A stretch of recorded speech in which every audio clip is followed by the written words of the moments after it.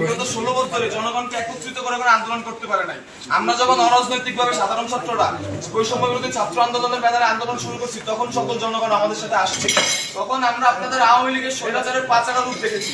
At the same টাইমে এখানে আবু সাইদের নাম নেওয়া নেবে, এখানে মুক্ত ভাইয়ের নাম না নেওয়া হয়, এখানে অন্যান্য শহীদদের নাম না নেওয়া হয়। এখানে কিভাবে আপনারা মিটিং শুরু করতে পারেন? এখানে আমরা কোনো দলের টাকার উপরে ভিত্তি করে আন্দোলন করি নাই। এখানে সাধারণ ছাত্ররা প্রতিদিন হেঁটে খেয়ে না খেয়ে কোনো সিঙ্গারা বিস্কুটের লোভে না যেয়ে নিজেদের পায়ের মাথার ঘাম পায়ে ফেলে তারা আন্দোলন করে। এই একটানা 35 দিনেরও বেশি সময় ধরে আন্দোলন করে তারা। আমরা আতঙ্কে পুলিশের উপর এই দেশটাকে আমরা ঠিক করতেছি। আমরা যখন দেশ সংস্কার করতেছি অরাজনৈতিক ভাবে, আপনারা তখন রাজনৈতিক দলের নেতা কর্মীদের নিয়ে এখানে কি করতেছেন? আপনার এই প্রশাসন লেয়াজু ভিত্তিক প্রশাসন। এই প্রশাসন যদি ভবিষ্যতে থাকে, আমরা আশা করতেছি আমরা সাধারণ ছাত্র সমাজ আবার একই ঘটনার সম্মুখীন হব। আবার গুলি চালাতে পারেন। আজকে আগের দিন আপনারা লিগের হয়ে গুলি চালাচ্ছেন, এর পরবর্তীতে আপনারা আপনাদের জুনিয়র অফিসাররা কেন স্বতন্ত্র কমিশন চায়? তারা কেন বলতেছে যে আপনারা আমাদেরকে স্বাধীন করুন? কারণ তারা জানে আবার যখন নতুন রাজনৈতিক দল আসবে, আপনারা সেই নতুন রাজনৈতিক দল যদি চাপে পড়ে তাহলে আপনারা আবার আমাদের বুকে গুলি চালাবেন। আপনারা যে গুলি চালাবেন না, এর গ্যারান্টি কি আমাদের দিবেন? কোন ছাত্রের উপরে, কোন জনতার উপরে, নিরাপদ জনতার উপরে, কোন মিছিলের উপরে যে গুলি চলবে না, মিছিল মিটিং যে স্বাধীনভাবে হবে, এর কোনো গ্যারান্টি আছে? একটা দল মাত্র রক্ত শুকাইতে পারেনি, তার ভিতরে আপনারা সমাবেশ শুরু করছে, আপনারা তাদের সাথে বসা শুরু করে দিচ্ছেন কেন? এগুলো কেন? আপনারা জবাব দিয়ে আমরা বলি, শোনেন আমি বলি, আপনাদের এই খুলনার অনেক প্রশাসন দেখছি। সেদিনকে আওয়ামী লীগের আমাদের যখন জোর করে তুলে নিয়ে যাওয়া হয়েছে, আওয়ামী লীগের অনেক আতিপাতি নেতারা আপনাদের আশপাশ দিয়ে ঘুরছে, আপনারা কোনো প্রতিবাদ করতে পারেন নাই। যেহেতু আপনি পুলিশ কমিশনার সেদিনকে কোনো প্রতিবাদ করতে পারেন নাই সন্ত্রাসীদের বিরুদ্ধে। আমরা চাই না এই খুলনা কমিশনার, এই আপনার মতো পুলিশ কমিশনার আমরা এই খুলনায় চাই না। শুধু আপনি না, ওই দিনকে উপস্থিত সকল প্রশাসনিক কর্মকর্তাকে বদল করতে হবে। ওই দিনকে উপস্থিত সকল প্রশাসনিক কর্মকর্তাকে হয় বদলি করতে হবে, না হয় তাদের বহিষ্কার করতে হবে। আমরা কোনো লেয়াজু ভিত্তিক প্রশাসন চাই না। আমরা চাই ছাত্র জনতা মিলে একটা সুন্দর প্রশাসন হবে। সেই ছাত্র জনতা যে সরকারকে আনবে সুষ্ঠু উপায়ে, সেই সরকার ক্ষমতা আসবে। এখন আমরা ডক্টর মোহাম্মদ ইউনূসের নেতৃত্বে বাংলাদেশ পরিচালনা করব। এখানে কোনো রাজনৈতিক দলের জন্য আমরা কোনো সুযোগ দেই। আপনাদের যে জুনিয়র অফিসার আছে তাদের সে একটা বার্তা, আপনাদের যে সিনিয়র অফিসার আছে তারা পদত্যাগ করবে কি করবে না আমরা জানি না, কিন্তু বর্তমান দেশের যে অবস্থা, পুলিশ প্রশাসন রাস্তায় দরকার। আপনারা অঞ্চলে অঞ্চলে ডাকাতি হত্যাযজ্ঞ থামান, রাস্তায় ফিরে আসেন। সিনিয়র অফিসার থেকে কমান লাগবে না, আপনারা নিজ নিজ থানার আন্ডারে আপনারা কাজ করেন। প্রয়োজনে এই যে আপনাদের 11 দফা দাবি আছে, এইগুলো দেশ ঠান্ডা হওয়ার পরে, কেয়ারটেকার গভর্নমেন্ট নেওয়ার পরে আবার ঠিক করা যাবে। আমরা দাবি করতেছি এই ধরনের যারা লিয়াজু ভিত্তিক উপরের কমিশনার আছে বা ওসি আছে তাদেরকে আমরা সরাবো ইনশাল্লাহ। কিন্তু বর্তমানে দেশের যে অবস্থা, আপনার দেশের শৃঙ্খলা ঠান্ডা করার জন্য আপনারা রাখবেন। টেবিলে থাবা দিয়ে আমি সেদিন সাহস করে বলছিলাম আপনার প্রধানমন্ত্রীকে এই 9 দফা দাবি মানতে হবে, জাতির কাছে ক্ষমা চাইতে হবে। সেদিন এসএম কামাল হোসেন যখন থাবা দিয়ে বললেন, তখন কোথায় ছিল এই প্রশাসন? আমি কেএমপি হেডকোয়ার্টার নিজ দায়িত্বে কথা দিয়ে ঠেকালাম যে স্যার আমার ছাত্ররা কোনো ভাঙচুর করে না, এরা দুষ্কৃতকারী না, আপনার কেএমপি হেডকোয়ার্টারে কিচ্ছু হবে না। এই কথা দেওয়ার পর আমি যখন শান্তিপূর্ণ মিছিল নিয়ে ফেরত যাচ্ছিলাম, তখন কেন সেখানে দায়িত্বরত এপিপি এবং পুলিশ আমার উপর গুলি চালালো? স্যার আমার শরীরে 11টা গুলি লেগেছে, 11টা গুলি লেগেছে স্যার, 11টা গুলি, 11টা গুলি, এখানে 11টা গুলি লেগেছে। সেই প্রশাসন রাতের অন্ধকারে, আপনারা সেই প্রশাসন রাতের অন্ধকারে আরেকজনের নামে মুছে বন্ধ করছেন।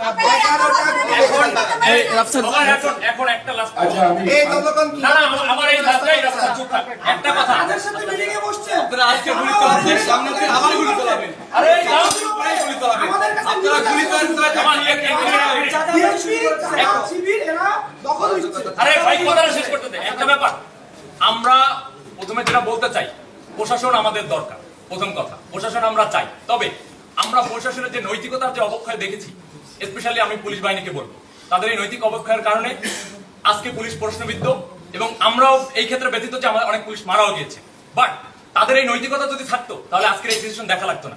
তবে আমরা কোনো রাজনৈতিক দলকে এখানে প্রমোট করার জন্য আমরা ছাত্র সমাজ এখানেও আসিনি এবং সারা বাংলাদেশে আছেন। আমরা নিরপেক্ষতার ভিত্তিতে আমরা এই সরকার গঠন করতে চাই, এবং পুলিশ বাহিনীকে আমরা বলবো যে আপনারা যেই ধরনের নেতৃত্ব দরকার বা যে নৈতিকতা থাকা দরকার, সেটার ভিত্তিতে আগামী দিনে কাজ করবেন। আমরা অবশ্যই প্রশাসনকে চাই, প্রশাসনকে আমরা তো কোনোভাবেই ধিক্কার বা ঘৃণা জানাতে, লেয়াজু ভিত্তিক প্রশাসনকে ধিক্কার জানাই। এট দ্য সেম টাইম আমরা চাই যে প্রশাসনিক কয়েকজন কর্মকর্তার জন্য যে পুরো ডিপার্টমেন্টকে বরখাস্ত করতে হবে বা ডিপার্টমেন্টকে আমরা নিন্দা জানাবো সেটা না। আমাদের অবশ্যই প্রশাসন দরকার আছে। প্রশাসন না থাকলে বিশৃঙ্খলা বাড়বে, এটা আমরা সবাই জানি। আমরা ছাত্ররা তো আর এই মাঠের দায়িত্ব নেব না, আমাদের পড়াশোনা আছে। তবে এই লিয়াজভিত্তিক প্রশাসন আমরা কখনোই চাই না এবং এই বাংলার ছাত্র সমাজ কোনোদিন মেনে নেবে না। আজকে আপনারা যদি রাজনৈতিক নেতাদেরকে ইনভাইট করতেন তাহলে আমাদের কেন রাখছেন? আমরা তো কোনো রাজনৈতিক নেতার মানে আন্ডারে আমরা কোনো আন্দোলন করিনি। এই আন্দোলন কি কোনো আন্দোলন তো রাজনীতি হচ্ছে। আমরা যেটা চাইবো যে খুলনা সহ যে আপনাদেরকে বলি, আপনাদেরকে বলতেছি, আপনারা বর্তমানে কোন স্বৈরাচার সরকারের আন্ডারে নেই। আপনারা ছাত্র জনতার জন্য যেটা ভালো হয় সেভাবে আমরা যে আমাদের প্রতিনিধি ভাইরা আছে ঢাকা বিশ্ববিদ্যালয় জুড়ে তাদের নেতৃত্বে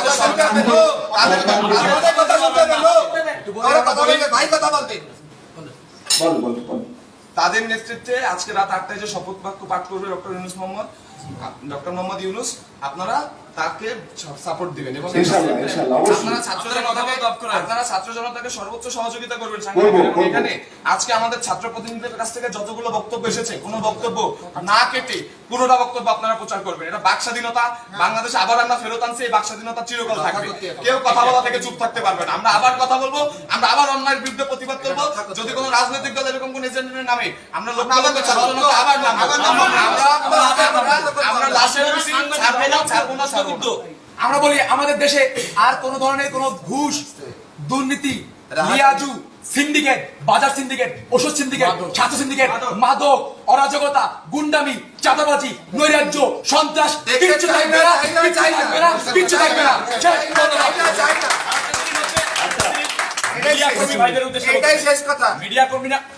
মিডিয়া কর্মীদের উদ্দেশ্যে বলতে চাই যে ভাই, আপনারা যারা আমাদের সাথে ছিলেন এই আন্দোলনের শুরু থেকে, এবং আমি মিডিয়া কর্মী অনেকের সাথে কথা হয়েছে, তারাও এতদিন বাক স্বাধীনতা প্রকাশ করতে পারেন নাই। তো আজকে থেকে না, আন্দোলন যেদিন থেকে সরকার পতন হচ্ছে সেদিন থেকে আপনারা এই স্বাধীনতা প্রকাশ করছেন, আগামী দিনেও করবেন। আপনারাও না হলে প্রশ্ন করতে হবেন জাতির কাছে, এই শিক্ষার্থী বিন্দুদের সমাজ তাদের কাছেও, আপনাদের কাছে আপনাদের নৈতিকতা যেন থাকে।